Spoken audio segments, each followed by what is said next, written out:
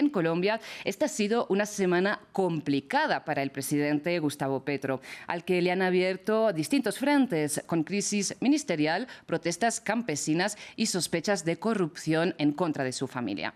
Para analizar todos estos eventos tenemos en nuestro plató a nuestro periodista Lluís Muñoz. Lluís Muñoz, buenos días. ¿Qué tal, Rosa? ¿Cómo estás? Bien, una semana complicada, como decíamos, con muchísimos frentes para Petro.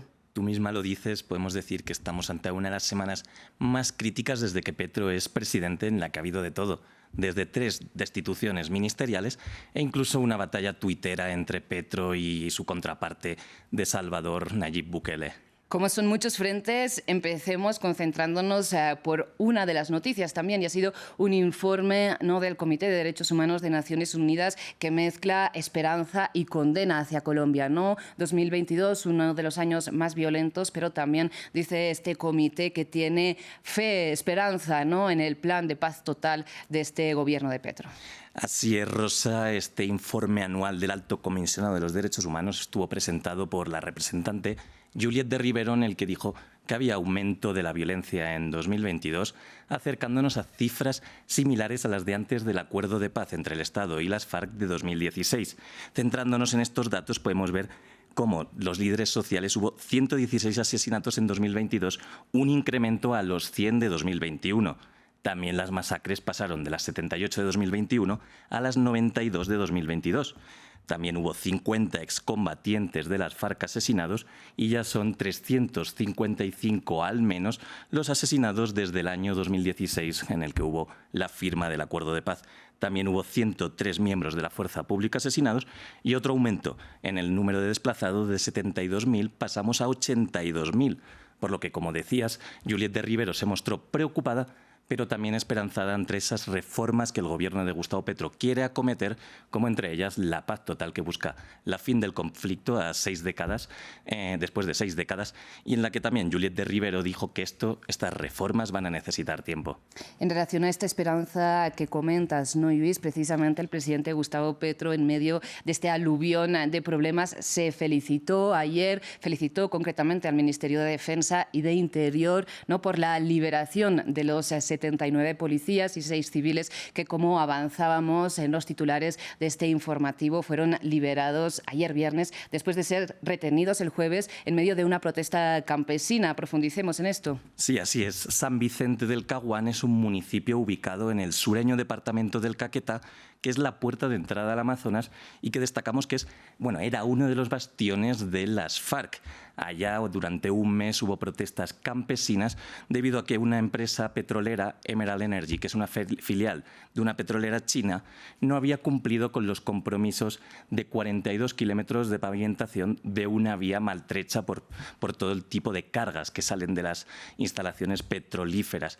Entonces el jueves escaló la situación y los campesinos llegaron a retener a 79 policías y 6 civiles, como comentabas. Finalmente, en la intermediación que hubo con los ministerios y con los distintos funcionarios, fueron liberados estas personas y Petro dijo: este es un gobierno para dialogar, este es un gobierno que les pertenece, y se comprometió a visitar la zona para continuar con esas negociaciones. Cabe destacar que estos tipos de disputas son habituales en Colombia, y es que muchas multinacionales extractivistas causan ciertos daños medioambientales que afectan a las comunidades que no ven cómo hay beneficios para ellas por esta actividad multinacional. También cabe destacar que hay un enfrentamiento también entre las disidencias con el Estado y no están avanzando las negociaciones, por lo que también se cree que detrás de estas protestas disidencias de las extintas FARC estarían detrás. Ok, es muy interesante. Y precisamente para salir un poco al paso, poder continuar con sus políticas y dejar de lado un poco las críticas quizás más personales en el seno de su familia, como avanzábamos, Petro sorprendió con un comunicado en el que pide a la justicia colombiana que investigue a su hermano y a su hijo. Y nos has traído una portada del Espectador bastante ilustrativa con esta última polémica, ¿no?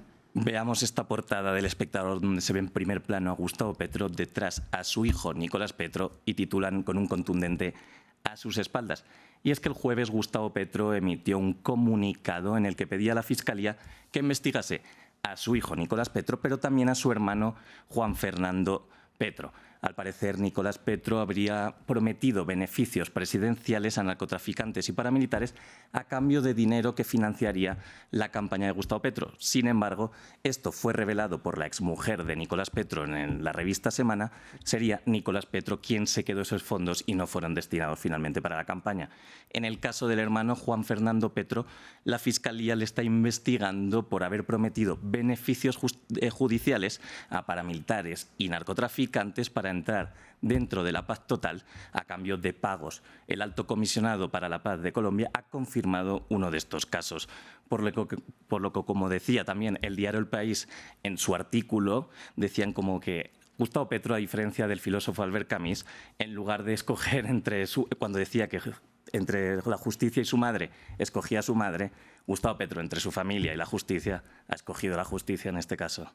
Bueno, lo necesita también para ser coherente, digamos, ¿no?, con sus promesas y, pues eso, ¿no?, con la campaña y con la política que ha prometido el presidente de Colombia, que asumió el cargo, recordemos, el pasado mes de agosto.